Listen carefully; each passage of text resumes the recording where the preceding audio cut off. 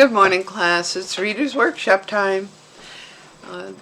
We're doing traditional literature and or fiction, and today I picked traditional literature. Before I do so, let's go over voice fluctuation. When you read, you should be changing your voice for punctuation marks to make the story interesting. So, at a period, you stop. At an exclamation mark, you're excited or your voice gets loud, you're yelling, "Happy birthday!"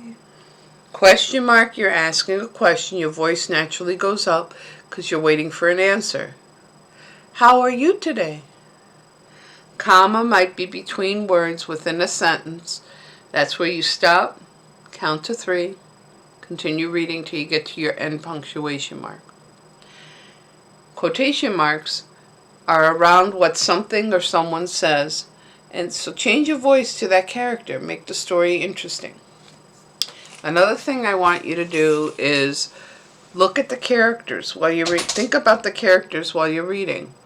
Are they kind? Are they nice? Are they mean? Are they selfish? Are they scary? Okay, so here's the story, and you've probably heard many different versions of this. And it's called Goldilocks and the Three Bears. Adapted, that means they took the story and changed it a little bit, by Caleb Burrow. Illustrated, the person who drew the picture, by David Merrill. In the heart of the great forest, in the middle of the great forest, there once sat a cozy, comfortable cottage, a nice little cottage made of clay, wood, and straw. In the cottage lived a family of bears, Papa Bear, Mama Bear, and wee baby bear. The 3 bears began each morning the same way. They made their beds, tidied their house, cleaned their house, ate their breakfast together at the table. One particular morning, Mama Bear made a breakfast of piping hot porridge. That's like oatmeal. The porridge was so piping hot, in fact, that the 3 bears decided to take a walk through the woods while their breakfast cooled. This very same morning, a young girl named Goldilocks came upon the cottage. Said the girl, "I believe I smell fresh porridge. Why, perhaps I will sneak into this cottage and have just a bite or two." So she was going to go in the cottage, into the little house, and help herself to the breakfast. She wasn't invited. She was helping herself. Now, it isn't very nice to go inside someone's cottage when no one is at the house. And it isn't very nice to nibble to eat at someone's porridge without asking. But this is exactly what Goldilocks did. She took a bite of Papa's porridge, but it was too hot. She took a bite of Mama's porridge, but it was too cold. Then she took a bite of Baby Bear's porridge, and it was so good she ate it all up. Her belly full, Goldilocks needed to rest a bit. Finding the bears' chairs, Goldilocks decided to sit down. Goldilocks sat down on Papa Bear's chair, but it was too hard. She sat on Mama's chair, but it was too soft.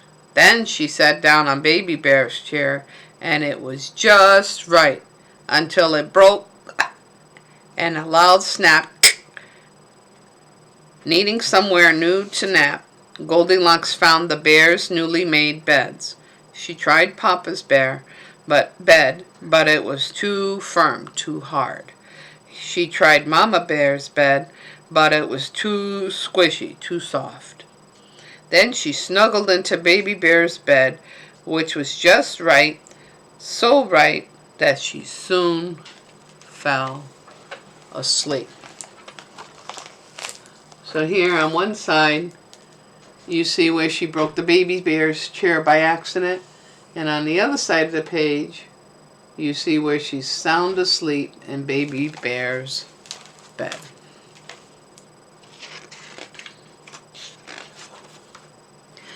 At about the same time that Goldilocks was drifting off to sleep in Baby Bear's bed, the Bear family was finishing their quick morning walk. Certain that their porridge would be cool enough to eat, Papa Bear, Mama Bear, and Baby Bear sat down at the table for breakfast. Papa Bear was the first to pick up his spoon, and he looked down at his porridge.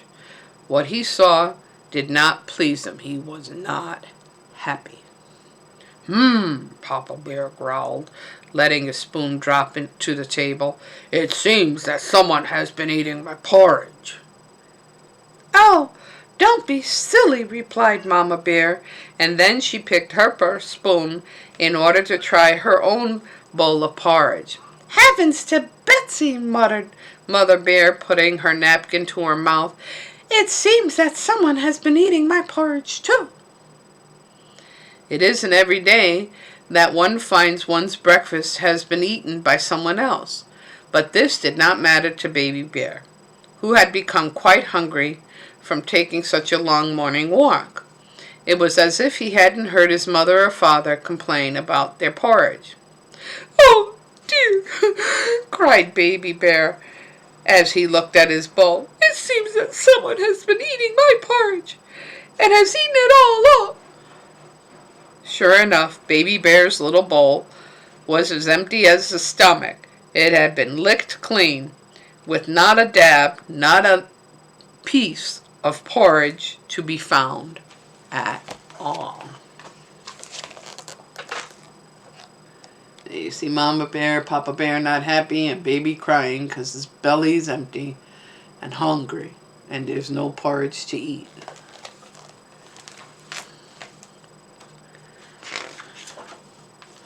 Sad that they could not eat their breakfast, the three bears went into their living room. Let's all calm down, said Mama Bear. Papa Bear went to his big, hard wooden chair and sat down, but something wasn't right. What? He roared, jumping up from his seat. It seems that someone has been sitting in my chair. Now, dear, don't be silly, said Mama Bear calmly. I'm sure your chair is fine. With that, Mama Bear sat in her soft, comfortable chair and rose with a start. Fiddlesticks, she declared. It seems that someone has been sitting in my chair, too. Baby Bear was still forlorn, still upset from finding his porridge all eaten up. He was so forlorn, upset in fact, that he didn't hear what his parents' complaints. With a frown, sad face, and a pout, lips hanging out, he flopped onto a spot where his small chair had been. Eek! Cried Baby Bear. It seemed that someone had been sitting in my little chair and has smashed it all into pieces. Sure enough, Mama Bear and Papa Bear looked down to find poor Baby Bear's special chair lying broken on the floor. Now, not only had the bears' breakfast been ruined, but so had their living room. Not knowing what else to do, the tired, worried bears went to their bedrooms. Ooh, until they see what they find.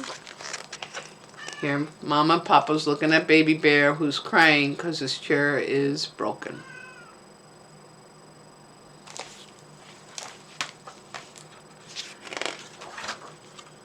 Papa Bear was the first to climb into his bed. Oh, he shouted, jumping from under the covers. It seems that someone has been sleeping in my bed. Nonsense, said Mother Bear, climbing into her own bed. You must be imagining things. But no sooner had Mama gotten under the covers than she arose, yelping, Well, it seems that someone has been sleeping in my bed, too. Baby Bear had now gone into his own bed. Help! Cried Baby Bear. It seems that someone has been sleeping in my bed, and she's still here. And sure enough, the three bears spotted the small blonde-haired girl napping in Baby Bear's bed. As the bears stared at Goldilocks, she woke up. When Goldilocks saw the three large bears looking down at her, she was so frightened that she jumped out of the window. Goldilocks never went back into that part of the forest again, and she never ate another bite of oatmeal. That scared her. She had the heebie-jeebies so bad she never ate oatmeal again. She never ate porridge again. That serves her right for inviting herself to a stranger's house. Now, this is your time for reading, so make sure you read to someone. If you have no one to read to, read out loud to yourself. Use voice fluctuation, change your voice with punctuation marks, and also think of the character or characters that are in your story. How are they? Okay. Until next time, happy reading.